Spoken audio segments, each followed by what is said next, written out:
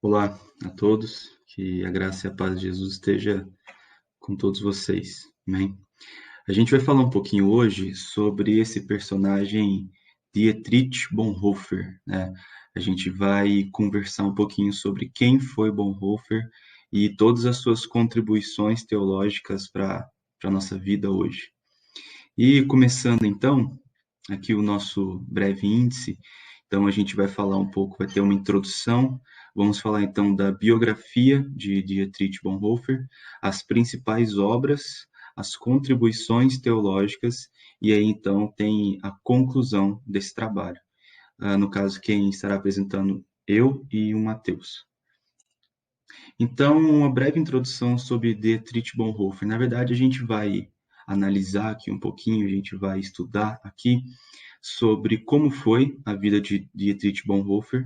A gente vai dar uma olhada nas suas principais obras e a importância que Bonhoeffer teve para a Europa no século XX, principalmente para o pensamento teológico dentro da Europa no século XX e também a importância que Dietrich Bonhoeffer teve dentro da sociedade da Alemanha, inserida num contexto nazista. Ele esteve inserido nesse contexto nazista e a gente vai ver como que ele se comportou nesse meio, em meio a tanta dificuldade.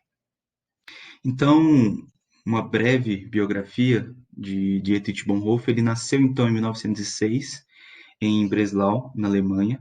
Em 27, ele se forma em teologia e em 1928 ele vai para Barcelona e ele começa então o seu pastorado. Em 1930, Bonhoeffer ele viaja para os Estados Unidos para estudar um pouco mais sobre teologia e ele vai para a cidade de Nova York estudar teologia. Quase que no mesmo ano ou no ano seguinte, Dietrich volta para a Europa e em 1933, então, começa a ascensão de Adolf Hitler e o seu pensamento da raça ariana, o seu pensamento nazista. E então começa a se tornar um incômodo para Dietrich Bonhoeffer e para os pastores que estavam próximos a ele. Ele já ordenado, ele já estava ministrando, já estava como pastor, já estava como professor na Alemanha. Em 1935, então, já com o nazismo instaurado, Bonhoeffer, então, ele forma um seminário clandestino para a formação de pastores da igreja confessante. Para vocês terem noção, estava tão grave a situação das igrejas dentro da Alemanha nazista que vários pastores adotaram o pensamento nazista, foram para o lado nazista e chegaram ao ponto de quererem tirar o Antigo Testamento da Bíblia por conta da presença dos judeus. E a gente vê também que na pesquisa aqui, eu pude perceber e pude ler que os nazistas ou os pastores que tinham esse pensamento voltado para o nazismo, uh, eles chegaram ao ponto de quererem impedir todos os que não fossem arianos, todos os que não fossem alemães verdadeiros, né, bem entre aspas, sangue puro, de serem ministros da palavra. Então, se você não fosse ariano, você não poderia ser ministro, você não poderia ser pastor. Chegou exatamente a esse ponto, infelizmente. Só que em 1937, então, Himmler ele declara ilegal essa atividade que Bonhoeffer estava exercendo, da formação de novos pastores para a igreja confessante, que era a igreja antinazismo, se a gente pode dizer assim. Já em 39, então, Bonhoeffer ele se aproxima de um grupo de resistência e conspiração contra Hitler, onde tinha alguns generais, algumas pessoas que não adotavam o pensamento de Adolf Hitler, inclusive alguns parentes dele também estavam inseridos nesse grupo. Já em 1943, Bonhoeffer então ele é preso por ajudar um grupo de judeus a fugir da Alemanha. E em 1944, Bonhoeffer ele é levado a 2 campos de concentração. O último deles é em Flossenbürg, onde ele é enforcado com outras pessoas que eram tratadas como pessoas que conspiravam contra o nazismo, contra Adolf Hitler. Então, aqui algumas principais obras de Dietrich Bonhoeffer: Sanctorum Communium, Ato e Ser, talvez a obra mais conhecida dele, pelo menos aqui no Brasil, é a obra Discipulado, A Vida Comum, Resistência e Submissão. Essa obra, Resistência e Submissão, na verdade, foi um apanhado de cartas de Dietrich a um amigo dele, em que esse apanhado se tornou esse livro. E esses três últimos livros, Ética, Tentação e O Mundo Maior de Idade, foram obras publicadas após a sua morte. Foram obras encontradas e publicadas posteriormente à sua morte. Agora o Mateus vai falar um pouquinho sobre suas contribuições teológicas e a conclusão aqui do trabalho. Olá, irmãos, tudo bem com vocês? Dando continuidade aqui àquilo que o Miguel já começou a trabalhar a respeito da vida de Dietrich Bonhoeffer, eu gostaria de dar uma ênfase, né, nas suas contribuições teológicas. E é interessante porque Bonhoeffer ele teve uma teologia meio extraordinária, teve alguns insights muito bons, mas que a sua teologia algumas vezes foi usada até por radicais, né, algumas partes, principalmente da teologia que viria a ser chamada de teologia secular, o quais causou algumas polêmicas, né, poderia colocar assim.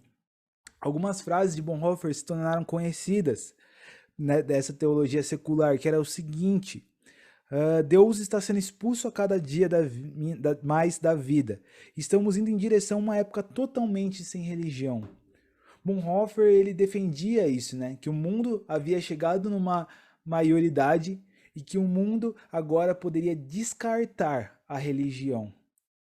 Porque para Bonhoeffer, é importante a gente ressaltar, a religião que ele coloca aqui não é a religião como um todo, mas a religiosidade, a forma como as pessoas estão tratando a graça, né? Ele vem falar isso no livro Discipulado, a respeito da graça barata, de como as pessoas têm comercializado essa graça ou têm tratado ela com desprezo.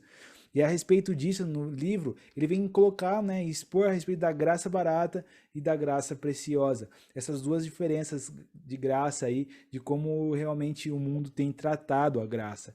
E aí ele vem falar a respeito, melhor, né, da graça barata como uma graça que é a pregação do perdão sem arrependimento do pecador. É o batismo sem a disciplina eclesiástica. É a comunhão sem a confissão de pecados. É a absolvição sem confissão pessoal. A graça barata é a graça sem discipulado, é a graça sem cruz, é a graça sem Jesus Cristo vivo e encarnado. E quando ele vem colocar para nós a respeito da graça preciosa, ele vem dizer que é o tesouro oculto no campo, pelo qual o ser humano vende feliz tudo que possui. É a pérola preciosa pelo qual o mercador oferece todos os seus bens. É o domínio do reino de Cristo, pelo qual o ser humano arranca o olho que o faz tropeçar. É o chamado de Jesus Cristo, pelo qual o discípulo deixa suas redes para trás e o segue. Bonhoeffer vem, né, expor essas duas graças, de como o mundo tem tratado ela, de uma graça preciosa ou uma graça barata. E a partir disso, ele vem expor para nós a respeito do Deus de lacunas. Se o mundo tinha chegado à sua maioridade, se o mundo poderia então descartar a religião, né, a religiosidade, Bonhoeffer diz que o motivo disso é que o mundo só colocou Deus para preencher lacunas. Eles fizeram um Deus, né, que preenche lacunas. Ou seja, eles por si só resolvem as coisas, mas aquilo que eles não conseguem entender, seja do cosmos, seja do entendimento pessoal, aí Deus pode entrar. Então, Deus é meio que quase um tapa-buracos para eles, né? Então, Bonhoeffer diz que para esse Deus pode parar de existir, pode ser retirado da vida, né, da sociedade. E que isso acontecendo traz possibilidade de apresentar então o Deus vivo e verdadeiro, o Deus que realmente opera e transforma a vida das pessoas. Não só um Deus que preenche a lacuna da humanidade, mas que salva e que transforma toda a vida humana. E aí é interessante a gente olhar para essas contribuições, né, de Bonhoeffer, porque ele caminha, né, para uma fala um pouco mais forte, né, ali na sociedade da época, de um Deus de lacunas, de uma graça que é barata, uma graça que é preciosa, Mas é interessante que Bonhoeffer não só expõe essas coisas, não só traz essas contribuições teológicas, né? Mas o importante é que Bonhoeffer não só falava a respeito de um discipulado que custa a vida, Bonhoeffer também vivia a partir desse discipulado, porque nós vemos ao longo da história de que Bonhoeffer tinha tudo ali para fugir, né, do nazismo, da Alemanha, mas Bonhoeffer decide voltar, decide morrer pelo Evangelho de Cristo. Alguém que não só pregava, que não só fazia teologia ou pensava assim a partir das Escrituras, mas alguém que vivia aquilo que pregava. Isso é interessante demais quando nós olhamos para a vida de Bonhoeffer. Alguém que abriu mão da sua vida para viver a vida de Cristo e viver um discipulado verdadeiro. Então é por aqui que eu vou acabando, né, nossa apresentação e terminando, de que realmente nós possamos aprender com Bonhoeffer, com a vida de Bonhoeffer, a sermos assim também discípulos verdadeiros, não tratando a graça como uma graça barata, uma graça desprezível, uma graça que não tem um valor de mudança para nós, mas que possamos tratar ela como preciosa, sabendo que ela custou alto para Deus e que nós também devemos viver uma vida para Deus verdadeira, íntegra e fiel. Que assim possamos viver, irmãos. Essa é a nossa apresentação. Fiquem com Deus.